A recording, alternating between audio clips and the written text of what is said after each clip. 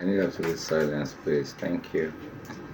Welcome to Easy French Learning with YOLO. Now, today I want to focus on adjectives. Adjectives are an indispensable part of learning languages. You know, we've been told, or everybody should know by now, what adjectives basically are.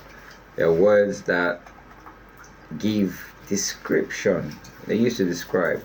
They're words that specify, that, give character and quality to a noun.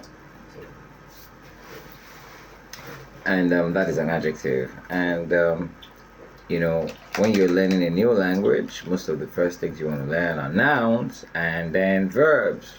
Nouns must be performing some action, or some actions must be performed on or by some nouns.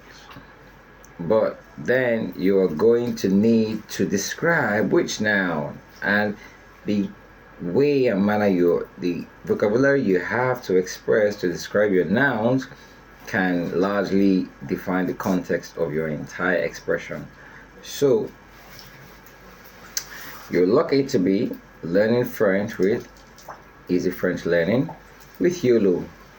Today we're going to look at a few adjectives and their meanings in French, and then you can see, apart from the meaning in French, we can see one or two ways you can use them, and that will make the difference. So let's start. One of the first is beautiful. You already know that French is a gender-based language. So beautiful in French is expressed in, it has its masculine expression and it has its feminine expression.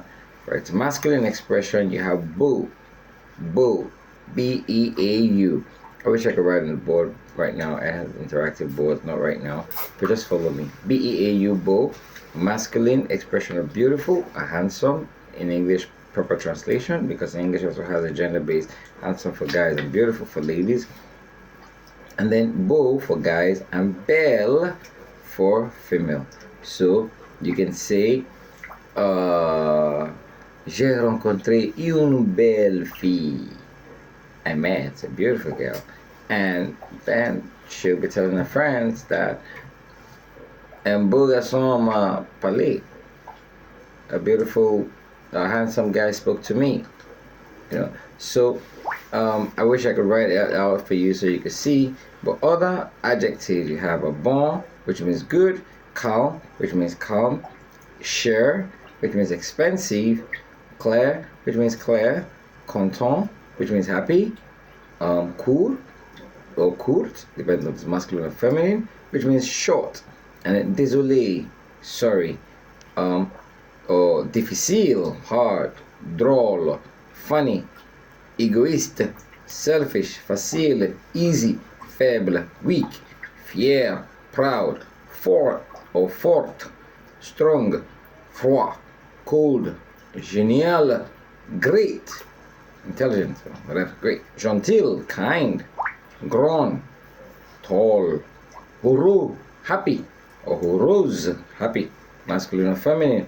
You have important, inquiète, worried, intelligent, smart, intéressant, interesting, jaune, young, jolie, pretty, long, slow, libre, free or available.